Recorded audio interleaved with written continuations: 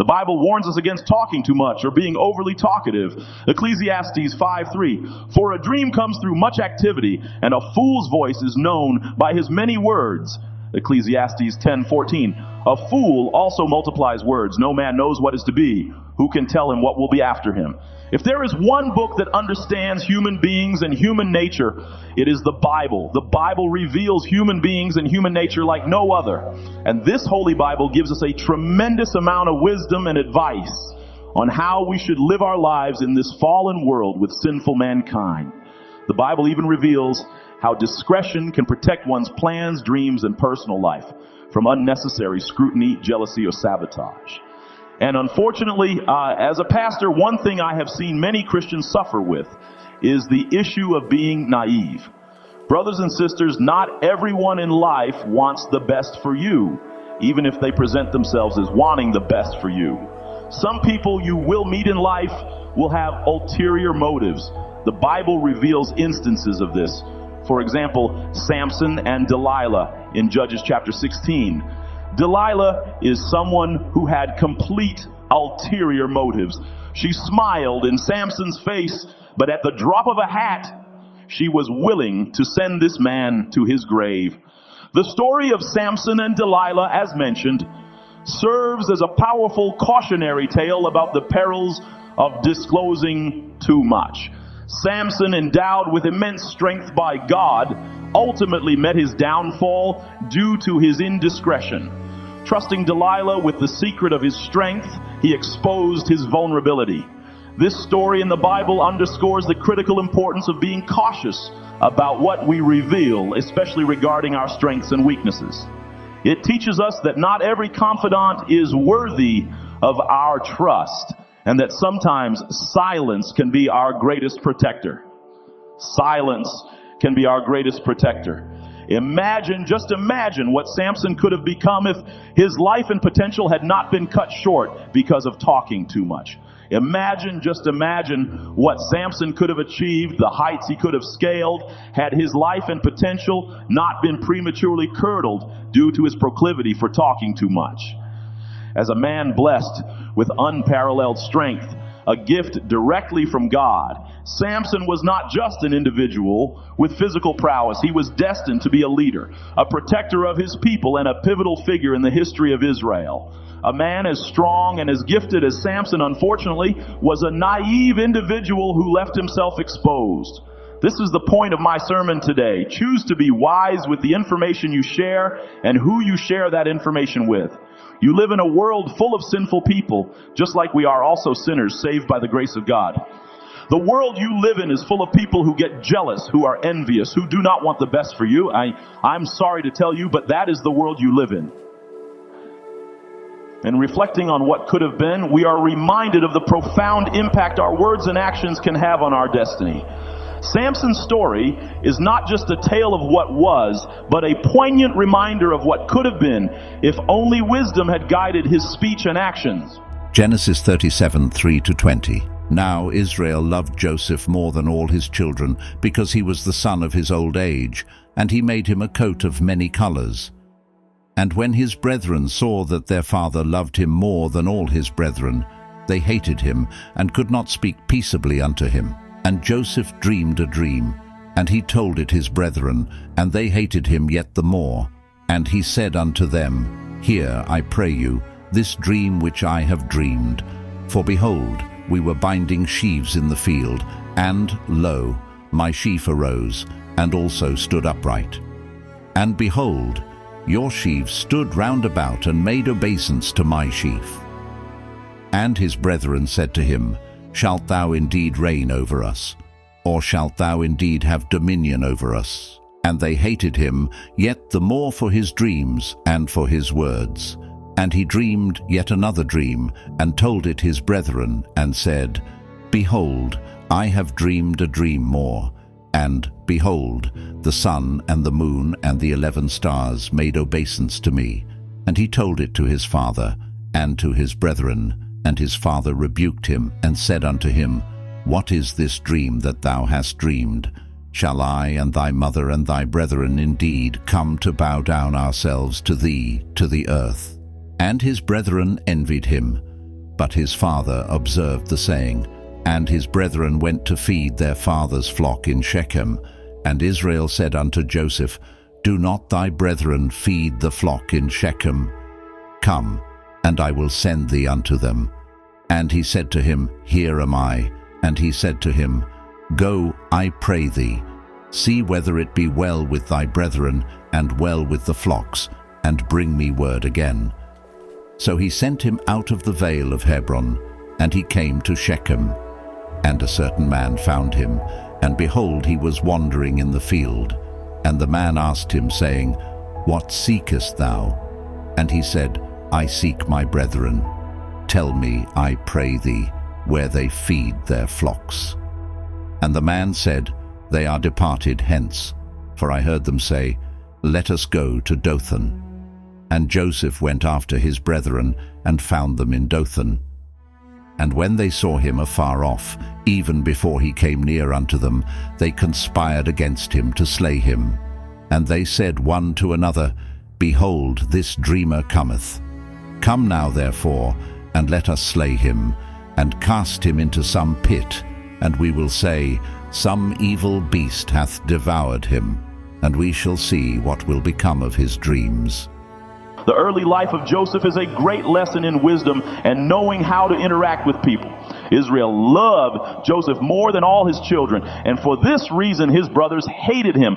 In the passage of scripture we just read, we see that Joseph went on to have two dreams, the first of which he told his brothers, which clearly was not the most intelligent decision. He then had a second dream. If Joseph was unwise to tell the first dream, knowing how irritating it was to his brothers, then it was worse to share this second dream. The second dream was likely to cause even more resentment because it set him not only above his brothers, but also above his father and mother. The immediate result of Joseph's sharing his dream was that his brothers hated him even more and also envied him in their hearts.